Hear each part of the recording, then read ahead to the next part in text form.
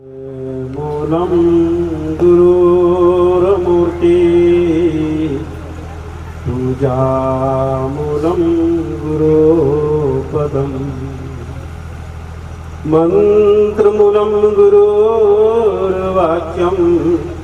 मोक्षमूलं गुरुकृपा गुरुर्देवो गुरुर्धर्मो गुरुर्निष्ठा तपः गुरुर्प्रतरं नास्ति नास्ति तत्तं गुरुपरम्। धन धन जगत गुरु सतगुरु रविदास जी महाराज मंच पर मुख्य अतिथि के रूप में विराजमान रविदास या कौम के हीरे जो पूरे विश्व में प्रचार करते हैं। रविदास धर्म प्रचार स्थान काहनपुर जलंधर श्री 108 संत सुरेंद्र दास बाबा जी महाराज, साथ में नकोदर से कृष्णा बीबी जी महाराज जो पूरे देश में घूम करके रविदास धर्म का प्रचार करती है। आदमपुर से रविंद्र दास जी महाराज और हिसार बरवाला से नरसिंह दास सेलवाल जी और पूजनीय संत समाज महामान योग उपस्थित गण बुद्धिजीवी परम सत्कार्य गुरु प्यारे साध संगत जी, आप सभी को यथोचित जय गुरुदेव धन गुरुदेव। आज इस पावन पवित्र स्थली पर इस बैकुंठ धाम में बैठकर जो हम आनंद ले रहे हैं, ये समय बड़े सौभाग्य से मिलता है। इससे पहले भी यहाँ कार्यक्रम हुआ, आप लोग उसमें आए, और ये जो आज का कार्यक्रम है ये भी आप सब लोगों के सहयोग से कार्यक्रम चल रहा है। रंगा जी जो मीडिया का काम करते हैं, जहाँ भी सेवा होती है वहाँ पहुँचते हैं, इनका बहुत बहुत धन्यवाद है। और आप पूरी जो संगत आई है यहाँ चल कर के, आज बड़ा सौभाग्य है। रात बात हो रही थी कि महाराज जी वर्ल्ड कप चल रहा है, मैं सबसे बड़ा वर्ल्ड कप तो हमारा ये है। इस वर्ल्ड कप में हम लोग दूर दूर से चल कर के आए हैं, और इस वर्ल्ड कप में आप सब लोगों की विजय होगी। 2011 में भी राम दरबार चंडीगढ़ में प्रोग्राम कराया, तो बाबा जी से कहा एक दिन पहले फोन करके, सुरेंद्र दास बाबा जी जिनके दर्शन दीदार आप कर रहे हैं, कि महाराज जी वर्ल्ड कप है। कहता हमारा वर्ल्ड कप तो राम दरबार में खेला जाएगा। तो राम दरबार में 2011 में आए और शायद 2011 का वर्ल्ड कप जीत भी गए थे, जीते थे, जिसमें कैप्टन धोनी था शायद। तो आज भी वर्ल्ड कप है, तो ये हमारा वर्ल्ड कप चल रहा है। गुरु महाराज की कृपा होगी तो आपकी विजय होगी। गुरु प्यारी साध संगत जी, वास्तव में जो हम सब लोग यहाँ बैठे हुए हैं, ये गुरु महाराज की ही कृपा है, जिनकी वजह से आज हम यहाँ बैठे हुए हैं। जिन्होंने आज यहाँ इस जंगल में भी मंगल करके ये बैकुंठ धाम सजा दिया, इसमें दूर दूर दूर से आए सारी साध संगत आज गुरु के दर्शन दीदार करने के लिए आए हुए हैं। तो अभी शुरू में कहा था, ना गुरु अधिकम तत्वम, गुरु से बढ़कर कोई तत्व नहीं है। सब तत्वों का बोध, सब बंधनों का बोध, सब मुक्ति का बोध, सब शब्दों का बोध गुरु महाराज ही कराते हैं। और गुरु के प्रति श्रद्धा से बढ़कर भी बड़ा कोई तप नहीं है, ना गुरु अधिकम तप। यानी कि गुरु के प्रति जिसकी श्रद्धा है, उससे बड़ा तप संसार में कोई नहीं है। ध्यान मूलम गुरु मूर्ति। अगर कोई ध्यान लगा करके बैठता है, किसी चीज का ध्यान भी लगाता है, साधना में बैठता है, तो ध्यान मूलम गुरु मूर्ति। गुरु की मूर्ति से बढ़कर कोई बड़ा ध्यान नहीं है, क्योंकि गुरु ही मोक्ष बंधन का बोध कराते हैं, अच्छे बुरे का बोध कराते हैं। तो अगर ध्यानों में कोई मूल ध्यान है तो वो गुरु का ही ध्यान है। पूजा मूलम गुरु पदम। हम पूजा करते हैं पेड़ की, पत्थर की, पानी की, पहाड़ की, झाड़ की, जकाड़ की, नदी की, नाले की, और किसी की भी पूजा करते हैं। लेकिन गुरु गीता के अनुसार जो पूजा है, पूजा गुरु की सबसे बड़ी बताई गई है। पूजा मूलम गुरु पदम, गुरु के चरणों की पूजा। जगत गुरु सतगुरु रविदास महाराज जी अपनी पावन पुत्र वाणी में फरमाते हैं, गुरु की मूर्ति मन विखे, धरौ सहरदम ध्यान, नाम दान स्नान कर द्वारे पावे मान। गुरु की मूर्ति की बात करी है। तो ध्यान मूलम गुरु मूर्ति, पूजा मूलम गुरु पदम, मंत्र मूलम गुरु वाक्यम। अगर कोई संसार में सबसे बड़ा मंत्र है वो गुरु के शब्द हैं। गुरु के सबसे बड़ा जो भी वो हमें सिखाते हैं उससे बड़ा कोई मंत्र नहीं है। उसको हम अपने हृदय में उतार लें तो जीवन का कल्याण हो जाएगा। मोक्ष मूलम गुरु कृपा, गुरु की कृपा से मोक्ष भी हो जाता है। मोह का तेजा, मोह का क्षय, मोह का नाश। तो जीते जी इसका बोध करा देते हैं, जीते जी इन बंधनों को छुटा देते हैं। इसको जगत गुरु सतगुरु रविदास महाराज जी फरमाते हैं, जीवत मुकंदे मृत मुकंदे ताके शिवत को सदा आनंदे। जीते जी ही मुक्ति को प्राप्त किया जा सकता है। उस साधन से जुड़ सकते हैं, अपना जीवन कल्याण कर सकते हैं, और जीवन रहते रहते ही हम अपने उस परम तत्व को प्राप्त कर सकते हैं जिसके लिए मनुष्य पैदा हुआ है। मरने के बाद में नहीं कर सकते। गुरु महाराज जी यही फरमा रहे कि जीवत मुकंदे मर्त मुकंदे, जो जीते जी मुक्त है, जो जीते जी मुक्त हो गया वो मरने के बाद भी मुक्त है, उसे कोई बंधन में नहीं डाल सकता। ताके सेवक को सदा आनंद, ऐसे जीव सदा आनंद में रहते हैं, सदा मुक्त दशा में रहते हैं। तो जगत गुरु सतगुरु रविदास महाराज जी फरमाते हैं कि भी गुरु की आवश्यकता तो सबको पड़ती है, लेकिन गुरु गुरु में भेद है। जिस प्रकार से हम केजी में बच्चे का दाखला कराते हैं तो वहां भी गुरु की आवश्यकता पड़ती है। बेसिक पास करता है गुरु होते हैं, मिडिल पास करता है तो भी गुरु होते हैं, मैट्रिक पास करता है तो भी गुरु की, +2 करता है, ग्रेजुएशन करता है, या यहाँ तक कह ले के अंतिम PhD भी करता है, तो सब जगह गुरु की आवश्यकता पड़ती है। तो कोई भी गुरु कम नहीं है। सब गुरु साधु साधु सभी बड़े अपनी अपनी ठोर, संत विवेकी पार की सिर माथे के मोर। सतगुरु कबीर साहब जी की वाणी है। तो सब गुरु अपनी अपनी जगह बड़े हैं। कोई किसी छोटे डेरे में, कोई किसी बड़े डेरे में, कोई ज्यादा बोल लेता है, कोई कम बोल लेता है, लेकिन जितने भी गुरु हैं सब महान हैं। अपनी अपनी जगह सब महान हैं। अगर केजी में हमारे बच्चे पढ़ते हैं, उस गुरु को क्या हम कम कहेंगे कि वो कम है? नहीं, वो भी आदरणीय है। जिसने हमें 5वीं कराई, 10वीं कराई, 12वीं कराई, ग्रेजुएशन करा दी, जिसने PhD करा दी, सब जगह हमें गुरु की आवश्यकता पड़ी है। लेकिन अगर हम इनका कंपैरिजन करते हैं कि केजी वाला गुरु और जिसने PhD कराई है वो गुरु, उनको हम समतुल्य नहीं कर सकते। लेकिन गुरु रूप में सब समतुल्य है, ज्ञान रूप में नहीं।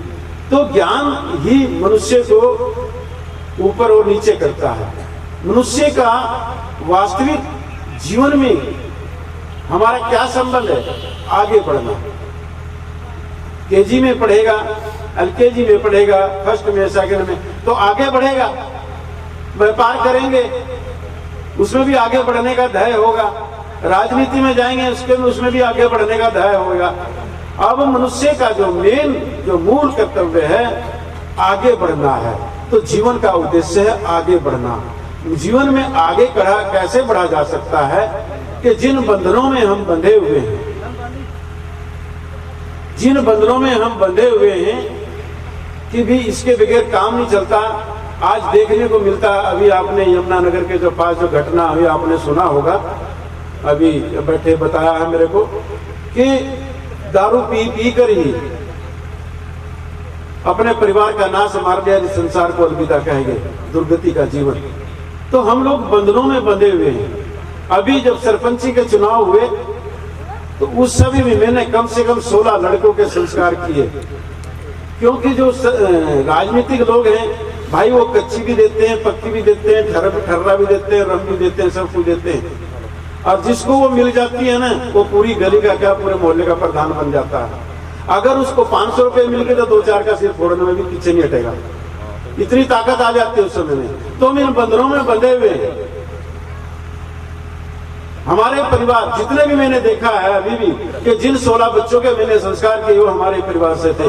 जो यमुनानगर में मरे हैं, पीछे भी 2-4 दिन की घटना है, तो सारे अपने ही परिवार से मरे हैं, सारे अपने ही तो मरे हैं। तो ये क्या होता है कि भी हम लोग सीखते हैं, ऐसी जगह से सीखते हैं कि जिस प्रकार से भी मैंने शिक्षा के बारे में बताया है कि केजी से लेके पीएचडी तक गुरु की जरूरत पड़ती है। इसी प्रकार से धर्म में जिसको आध्यात्मिक रूप से हम लोग लेते हैं उसमें भी गुरु की जरूरत पड़ती है। एक गुरु हमको अंधभक्ति सिखाता है। अंधभक्ति कि जो है नहीं है, जो है नहीं है वास्तव में, उसकी पूजा हमको करना बता देता है और हम लोग उस पूजा में उड़ जाते हैं। उसके बाद में अंधश्रद्धा हमको सिखाई जाती है।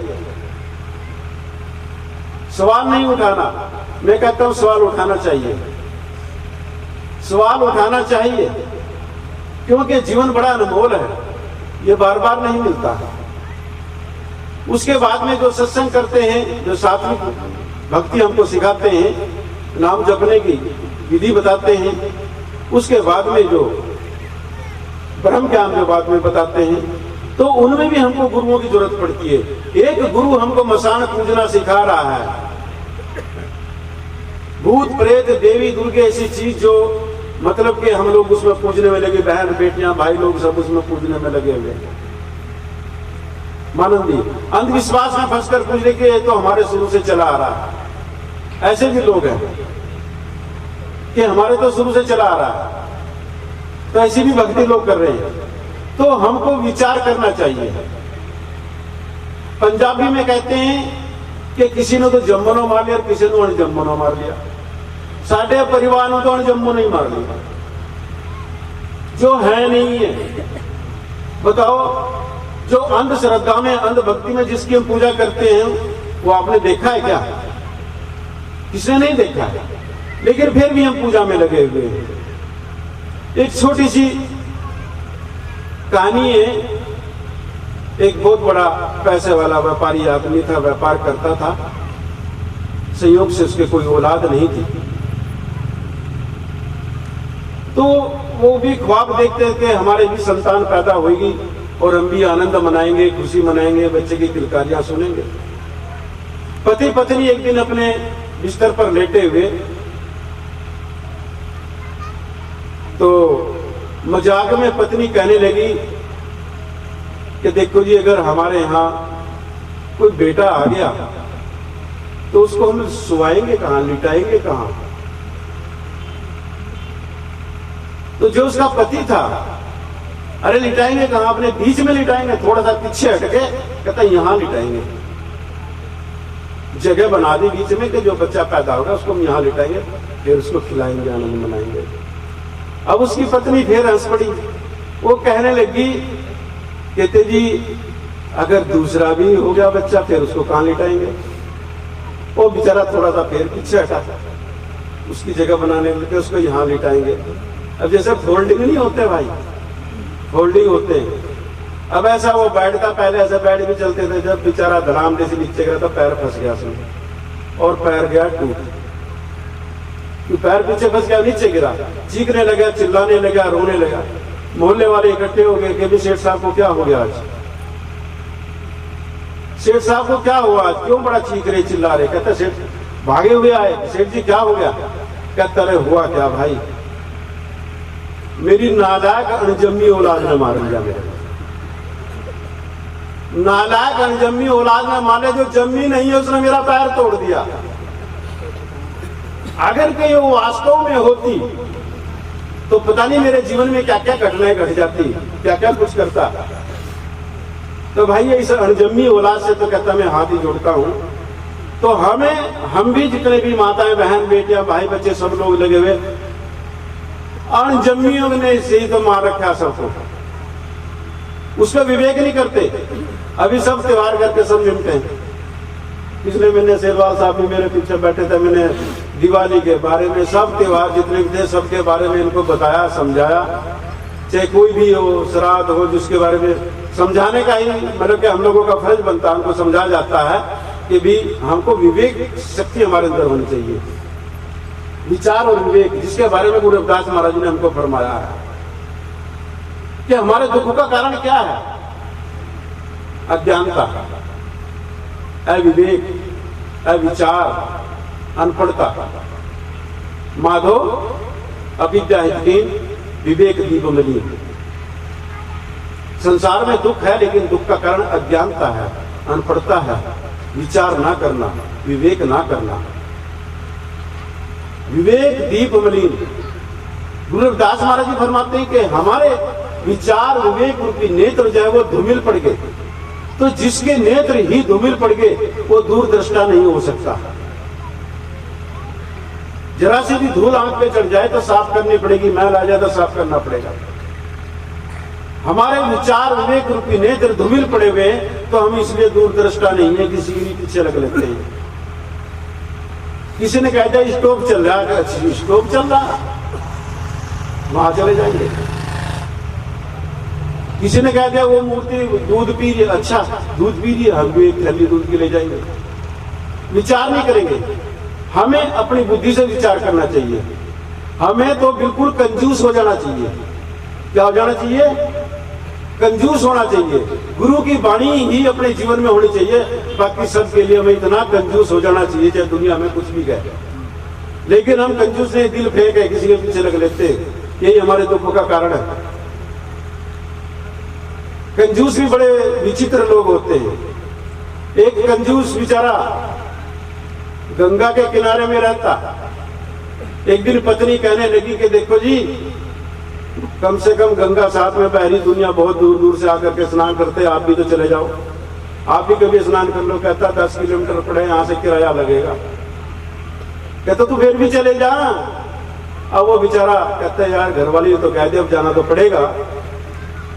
तो पैदल ही गया। पैदल गया, जब घाट पर जाकर के पहुंचा, वहां तो भीड़ लग रही है, सब लोग नहा रहे हैं। और जो वहां के जो ठेकेदार है वो पूजा भी लेते हैं भाई, नहाने के भी पैसे लेते हैं। अब कंजूस बेचारा बड़ा विचार करता है, कहते इसको तो पैसे देने पड़ेंगे, इसलिए कहीं ऐसी जगह नहाना चाहिए जहां कोई मुझे ना देखे। तो बेचारा शमशान घाट में चले गया जहां मुर्दे फेंकते हैं। बस चुपचाप अपने फटाफट कपड़े उतारे और गंगा में बढ़ के डुबकी लगा ली। भगवान सोचता है कि मेरा भक्त बड़ा विचित्र है, 2 पैसे देने की बजाय कहता वहां गया शमशान घाट में नहाने के लिए। कहता चल। अब भगवान भी बेचारा पंडित का रोल बना के आके खड़ा होगा। जब उसने डुबकी लगाई, जब बाहर निकला तो पंडित जी कह रहे कि जय हो जी जमान। तो कंजूस कह रहा, कहता यहाँ भी आ गए। कहता हाँ यजमान, दक्षिणा तो देनी ही पड़ेगी। कहता है मैं दक्षिणा नहीं दूंगा।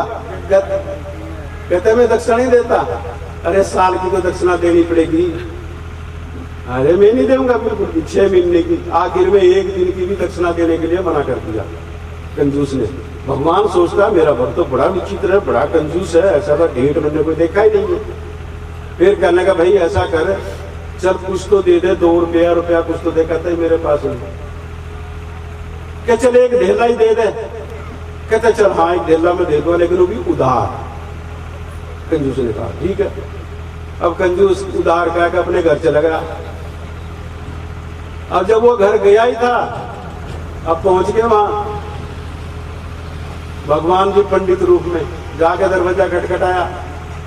पत्नी आई, निकल गए कि जाओ जाओ। दुआ सलाम हुई। कहते जी मेरा एक ढेला था, ये स्नान करके आए, वो ढेला मेरा दे दो। अब उसने जाकर अपने पति को बताया, कहते जी वो ढेला मांगने के लिए आगे, ढेला दे दो। अरे कह दो जाके, वो बीमार है, थक गए। वो बेचारी ढीला सा मुंह करके आई, कहने लगी वो तो जी बीमार है। अच्छा जिस्मान बीमार है तो फिर हमें ही कुछ करना पड़ेगा। वो भी अपना झोला बैग रखे बैठ गया वहीं। कहता जब तक वो ठीक नहीं होते तब हमारा नहीं जाना अच्छा नहीं लगता। उसने जाकर फिर बता के तो अपना झोला डंडा रखे वहीं बैठ गया। अब क्या करे? अरे कह दो जाको तो मर गया। अब पत्नी देर आई, रोती हुई नकली आंसू ले गए। कहता महाराज अब मेरे पति तो मर गए। अरे जिस्मान मर गए, चलो मैं गांव में खबर कर देता हूँ। तू तो औरत है, कहाँ जाएगी कहाँ फिरेगी।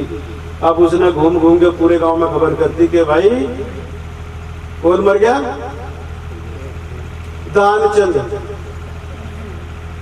दानचंद उसका नाम रखा कि भाई दानचंद मर गया, जो बहुत बड़ा दानी था। अब पूरे गांव के लोग इकट्ठे होकर भाई दानचंद मर गया, दानचंद मर गया। और जाके वो तैयार भी कर लिया, जिस पर लिटा के ले जाए स्ट्रेचर पे, अर्थी पे तैयार कर लिया। और वो अपनी घरवाली से कह रहा है चुपचाप, अरे मैं तो तैयार कर ली अर्थी भी, चुपचाप जाके कहता वो नहीं मरा। गाँव वालों से कहता वो नहीं मरा। अब वो बेचारी रोती रोती कह रही है, कहते जी मरा नहीं है, मेरा पति नहीं मरा। पंडित जी कह रहे, कहता हाँ मरा नहीं। देखो कितना प्यार है, मरे को भी कह रहे वो मरा नहीं है। कोई बात नहीं, बांध लिया जी इसको। और अगला पुराना योगी था, सांस खींचने की कला जानता था, बड़ा ढीठ था, पड़ा था अगला। लोग उठा के भी ले गए, राम नाम सत्य है, सत्य बोलोगत है, जाकर के वहां भी लिटा दिया लकड़ियों में। अब वो आंख खोलने का नाम नहीं ले रहा। अब भगवान बड़ा परेशान हो गया, बड़ा विचित्र है, बड़ा कंजूस आदमी है भाई ये तो है। यहाँ भी मतलब के बोलने का नाम नहीं ले रहा। तो धीरे से आया, जब वो आग लगाने वाले दिखे भाई अब आग लगने वाली है और मैं तो विष्णु भगवान हूँ, तेरे को अपने लोक में लेने के लिए आया हूँ। उसने फटते सी आंख खोली। कहता अच्छा हाँ, गंगा तो मैं नहा के आया ही था, तेरी इतना तो धर्म का काम करी रखा है, मेरे को विष्णु लोक में जाना पड़ेगा। कहता हाँ चलो। फिर उसने कहा कि अच्छा भाई मेरा ढेला तो दे दे। कहता अच्छा वही हाँ। तो फिर आदमी इसको फिर लेट गया। मरना मंजूर है पर ढेला देना मंजूर नहीं है, बड़ा मुश्किल हो गया। वो फिर दुख पड़ गया। अब जब उसने देखा कि इतना बड़ा कंजूस मैंने कोई नहीं देखा, बड़ा विचित्र कंजूस है ये तो, फिर वो कहने लगा भैया मैं हारा और तू जीता, ठीक है। कहते जी हार जीत तो बात ठीक है, उठूंगा जब ढेला छोड़ दोगे। ठीक है भाई तेरे को मैंने ढेला छोड़ दिया और तू अब उठ जा। तो ऐसे ऐसे कंजूस है। तो हमें कंजूसी कर लेनी चाहिए। हमें कोई कितने भी लालच दे, कितनी भी हमको कहानियां सुनाए, लोग की सुनाए, पर लोग की सुनाए, कोई भी कहानी सुनाए, लेकिन हमें कंजूस होना चाहिए। बिल्कुल इतना ढीठ कंजूस होना चाहिए, कोई कुछ भी कहता रहे। अरे जो हमारे गुरु की वाणी, हमारे गुरु संत महापुरुष हमको समझा रहे हैं, उसको जीवन में उतार करके जीवन कल्याण कर ले। उन्होंने कितनी मेहनत करी होगी, कितना उन्होंने रात दिन कितना परिश्रम करा होगा। आज हम यहाँ मंच पे आए, यहाँ कितने सब लोग आए हैं। जब गुरु रविदास महाराज जी थे कितने लोग उनके साथ में लगे होंगे, आपने देखा कभी सुना कि गुरु रविदास महाराज जी के साथ में समाज के बहुत लोग चलते थे? नहीं चलते थे ना, लेकिन फिर भी हमारे लिए मार्ग देंगे, फिर भी हमें मुक्ति का मार्ग देंगे, दुखों से छुटने का मार्ग देंगे। यही नहीं कि हमने जीवन से ही मुक्ति लेनी है। अरे दुखों से मुक्ति है, बुराइयों से मुक्ति है। जितने भी हमने बुरे आचरण अपने अंदर पाले के, चोरी है, हिंसा है, व्यभिचार है, चुगली है, निंदा है, झूठ है, ईर्षा है, क्रोध है, मान है, छल है, और जितने भी नशे हैं, इन सब से हमारा बंधन छुटारे एक सब पे ज्ञान गुरु रविदास महाराज जी ने दिया है। तो गुरु रविदास महाराज जी की वाणी पढ़ें और अपने जीवन में उतारें। आज सबसे बड़ा सौभाग्य हम सबका यह है कि श्री 108 सुरेंद्र दास बाबा जी महाराज जिनके हम दर्शन दीदार कर रहे हैं, ये वो हस्ती हैं कि जिनके दर्शनों के लिए लाने लगती है। 633वीं जयंती के शुभ अवसर पर रविदास या धर्म की घोषणा सदगुरु स्वामी निरंजन दास महाराज जी के आशीर्वाद से संत सुरेंद्र दास बाबा जी महाराज जी ने की थी। जो बोले सो निर्भय श्री गुरु रविदास महाराज की जय। तो रविदास या धर्म के उद्घोषक सदगुरु स्वामी निरंजन दास महाराज जी की प्रेरणा से जो घोषणा की और सदगुरु स्वामी निरंजन दास महाराज जी की प्रेरणा से अमृतवाणी की टीका की। पहले टीकाकार, अब चाहे मैं भी कर लूं आप भी कर लो, लेकिन प्रथम टीकाकार अमृतवाणी के संत सुरेंद्र दास बाबा जी महाराज जी के दर्शन दीदार आप कर रहे हैं। और छोटे छोटे शास्त्र बना करके, छोटे छोटे कई तरह के बना करके, सुख सागर है और बहुत से बना करके पूरे देश में, जबकि मैं भी जम्मू कश्मीर से कन्याकुमारी तक, गुजरात से आसाम तक, नेपाल, भूटान, सारे में गुरु महाराज की कृपा से भ्रमण करने का मेरे को अवसर मिलता है।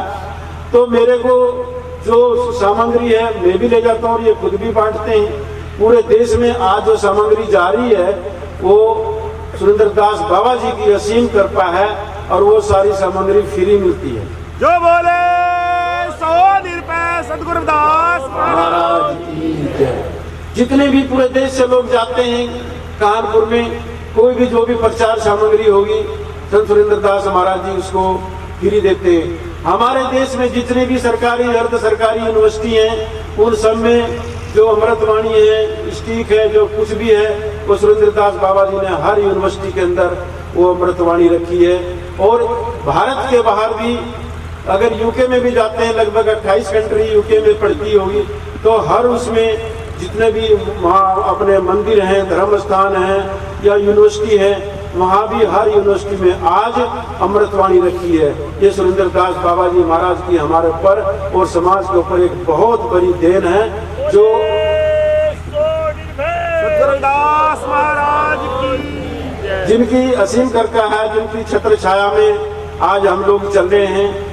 और सदगुरु स्वामी निरंजन दास महाराज जी की कृपा आशीर्वाद से आज पूरे देश दुनिया में लगभग 56 मुल्कों में सुरेंद्र दास बाबा जी आज जा करके आते हैं, घूम करके आते हैं। जहाँ गुरु रविदास महाराज जी का प्रचार बड़ी धूमधाम से और आज इस प्रकार से भारत में आज जो प्रचार रविदास धर्म का हो रहा है, इससे पहले कभी इतना प्रचार नहीं देखा था। आज गली गली में, हर गांव में जिसने कभी रविदास जी का नाम भी नहीं लिया, कभी वाणी भी नहीं सुनी, आज जितने भी हमारे खुशी जमी के जो कार्यक्रम हैं वो सब रविदास या धर्म के अनुसार हो रहे हैं, अमृतवाणी के अनुसार हो रहे हैं। और आपके हरियाणा में भी आप सब लोग देखते हैं कि जो ब्याह हो रही है, शादी जो भी होते हैं, जो कोई भोग होते, क्रिया होती है, उन सब पे अरदास हो रही है। कोई दुकान खोल रहा है, कोई मकान बना रहा, सब पे गुरु रविदास महाराज जी की अरदास चल रही है आज। तो ये गुरु महाराज जी की असीम कृपा है, ये जो आज पूरे भारत में नहीं पूरे विश्व में गुरु रविदास महाराज जी की जो प्रशंसा लहरा रही है। तो ऐसे गुरु को, ऐसे रहबर को, ऐसे अपने इष्ट को छोड़ करके हम जो जिसका गुरु समुद्र रूप होवे और वो छोटे छोटे टोबों में अगर डुबकी मारता फिरेगा तो उसके लिए वो शुभ संकेत नहीं है, उसका जीवन जो है वो दुखों से ही पूर्ण रहेगा। ये छोटे छोटे गड्ढों में, छोटे छोटे टोबों में डुबकी लगाने से हमारा कल्याण होने वाला नहीं है। जिनके पिताजी तो एक समुद्र रूप हैं, जिनसे ज्ञान लेकर के आज बड़े बड़े संत महापुरुष प्रचार कर रहे हैं। श्री गुरु ग्रंथ साहब जी के अंदर भी गुरु रविदास महाराज जी की हाजिरी है, आप सब लोग उसको पढ़ते हैं। और सब जितने भी, मैं भी कोशिश करता हूँ, पढ़ता हूँ, कम से कम 50-60 संतों की जीवनी लिखी है, मैं पढ़ी है। तो उसमें जो जिन्होंने गुरु रविदास महाराज जी की सिफ्त गाई है, तो आप जिनकी संतान हैं, जो आपके रहबर हैं, आप उनकी संतान हैं कि जिनके चरणों में बड़े बड़े राजे और महाराजे आकर के नतमस्तक हुए। कभी इतिहास कंगाल करके देख लेना, कभी विचार कर लेना कि इस भारत भूमंडल पर इतने भगवान, ऋषि, मुनि, तपस्वी, कवि, कोविद, भगवान जितने भी हुए हैं, किसी के चरणों में कोई इतने राजे महाराजे आए हैं क्या? अगर किसी के चरणों में आए भी होंगे तो भाई वो राजा महाराजा होंगे, लेकिन जिस कुल में मैं पैदा हुआ हूँ, जिस कुल में हम पैदा हुए हैं, जगत गुरु सदगुरु रविदास महाराज जी के, वो तो भाई बादशाह नहीं थे, लेकिन वो बादशाहों के बादशाह हैं। इसीलिए गुरु महाराज जी के चरणों में राजे महाराजा हैं और अपना जीवन कल्याण कर ले। आज सौभाग्य है हमारा, ये जो वक्त हमने यहाँ लगा दिया, यही हमारा अमूल्य जीवन है। यही हमारे काम आएगा। आप लोग देखते हैं जीवन में चलते, सड़क पे चलते हैं, खेत में काम करते हैं, घर मकान में कभी भी कोई भी घटना घटती है, सड़क पे चलते हुए कहते हैं मैं तो आज बाल बाल बच गया। बहुत से लोगों के मुख से सुना होगा, माताओं बहनों के मुख से सुना होगा, भाइयों के मुख से सुना होगा, आज बाल बाल बच गया। ये जगत गुरु सतगुरु रविदास महाराज जी के जो आप सत्संग करते हैं, जो सत्संग में जाते हैं, जो दान पुण्य करते हैं, जो लेन देन करते हैं, जो संतों की सेवा करते हैं, वो कर्म आपके साथ में चलता है और वो ही कर्म आपको बचाता है।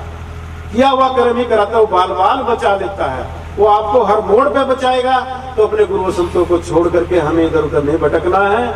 हमारे पास अब सब मटेरियल है, उसके अनुसार हमने अपने जीवन को जीना है और सभी महापुरुषों का हमने सत्कार करना है। चाहे कोई भी, जिस पर पहले आपको बताया कि केजी का गुरु होवे, चाहे PhD का गुरु होवे, इसी प्रकार किसी डेरे का, संत का कोई भी गुरु होवे, वो सब हमारे लिए सब पूजनीय है, सब आदरणीय होगा। सबका सत्कार करो। इन्हीं शब्दों के साथ में सभी को ये तो जय गुरुदेव।